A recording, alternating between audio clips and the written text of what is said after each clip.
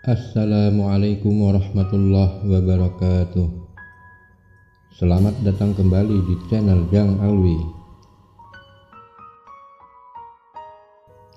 Sahabatku,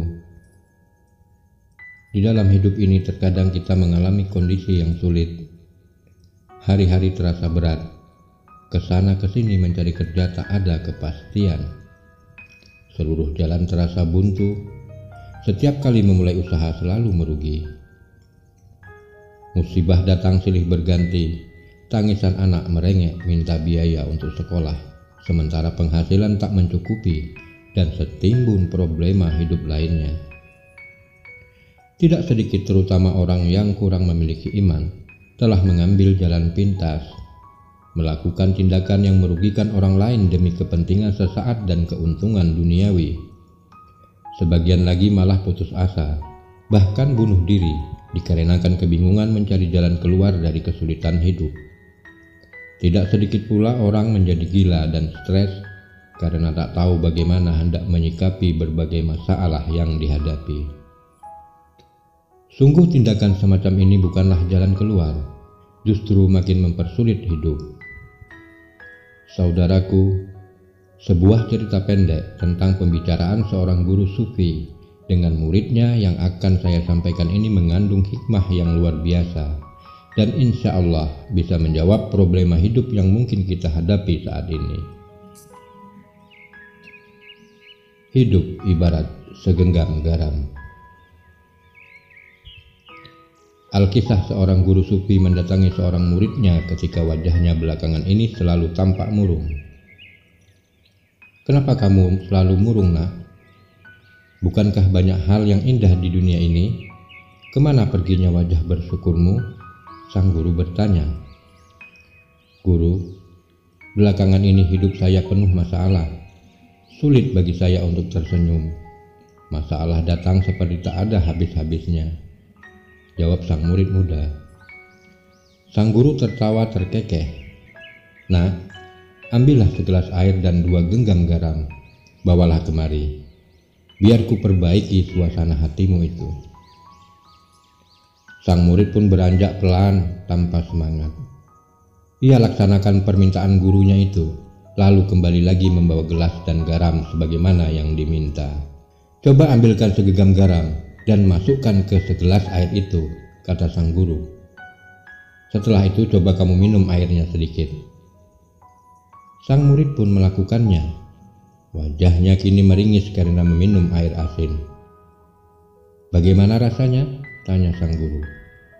"Asin dan perutku jadi mual," jawab sang murid dengan wajah yang masih meringis. Sang guru kembali terkekeh-kekeh melihat wajah muridnya yang meringis keasinan. "Sekarang kamu ikut aku," sang guru membawa muridnya ke telaga di dekat tempat mereka. "Ambil garam yang tersisa dan tebarkan ke telaga," perintah sang guru. Sang murid pun menebarkan segenggam garam yang tersisa ke telaga tanpa bicara. Rasa asin di mulutnya belum hilang. Ia ingin meludahkan rasa asin dari mulutnya, tapi tak dilakukannya. Rasanya tak sopan meludah di hadapan sang guru. Begitu pikirnya. "Sekarang coba kamu minum air danau itu," kata sang guru sambil mencari batu yang cukup datar untuk didudukinya, tepat di pinggir telaga.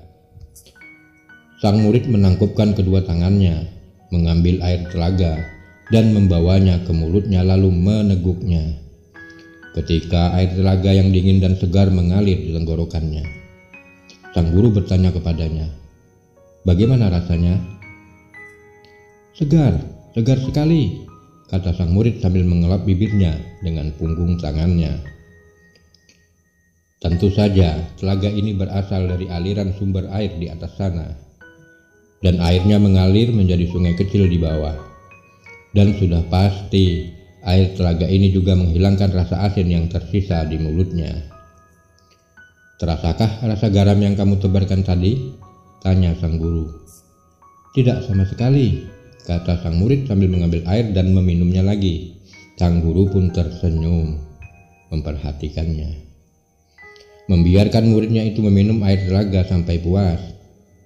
Nah, segala masalah dalam hidup itu seperti segenggam garam, tidak kurang, tidak lebih, hanya segenggam garam. Banyaknya masalah dan penderitaan yang harus kamu alami sepanjang kehidupanmu itu sudah ditakdirkan oleh Allah Subhanahu wa Ta'ala sesuai untuk dirimu. Jumlahnya tetap segitu-segitu saja, tidak berkurang dan tidak pula bertambah. Setiap manusia yang lahir di dunia ini pun demikian. Tidak ada satupun manusia, walaupun dia seorang nabi, yang bebas dari penderitaan dan masalah, kata sang guru setelah muridnya selesai minum.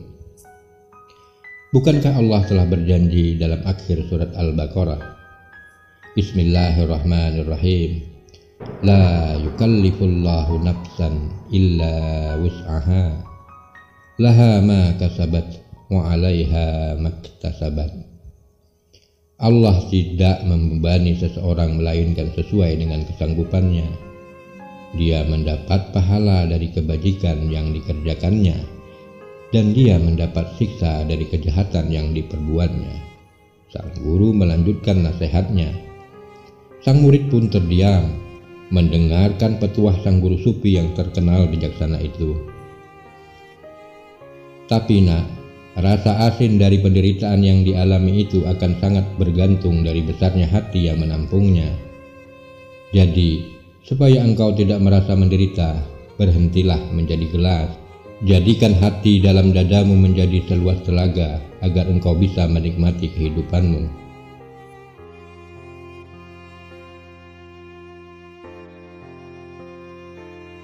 Saudaraku, seperti apa yang disampaikan oleh guru sufi tadi, dalam menyikapi ketetapan Allah akan tergantung kepada diri kita masing-masing.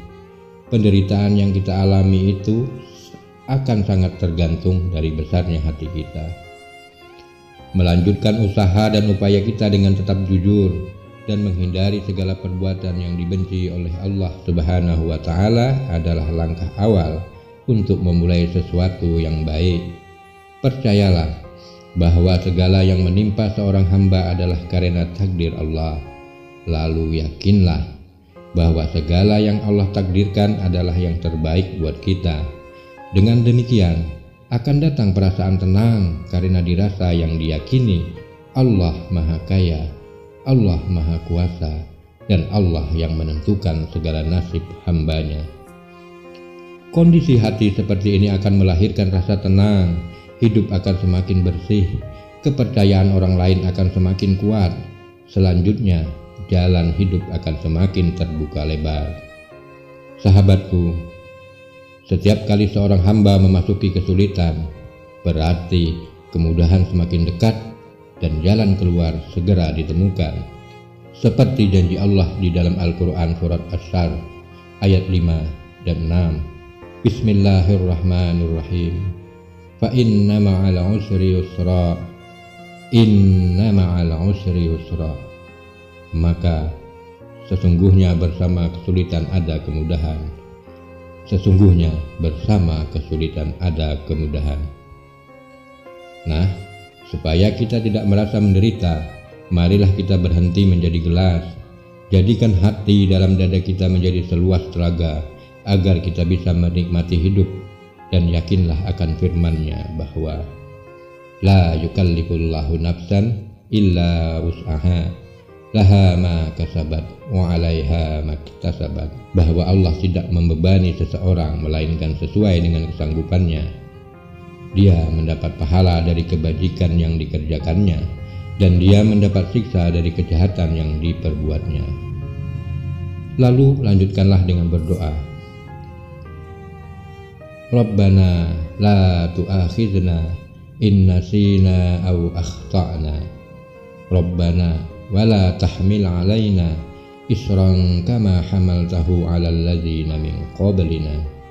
Rabbana wala tuhammilna ma la taqata lana bih wa'fu anna waghfir lana warhamna anta maulana fansurna 'alal qaumil kafirin.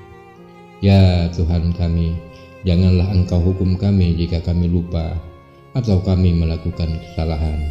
Ya Tuhan kami, janganlah Engkau bebani kami dengan beban yang berat, sebagaimana Engkau bebankan kepada orang-orang sebelum kami. Ya Tuhan kami, janganlah Engkau pikulkan kepada kami apa yang tidak sanggup kami memikulnya. Maafkanlah kami, ampunilah kami, dan rahmatilah kami. Engkaulah pelindung kami, maka tolonglah kami menghadapi orang-orang kafir. Wallahu a'lam bishawab. Semoga Allah Subhanahu wa Ta'ala senantiasa memberikan kebahagiaan dunia dan akhirat, serta memberi petunjuk kepada kita dan anak-anak keturunan kita. Amin ya rabbal alamin.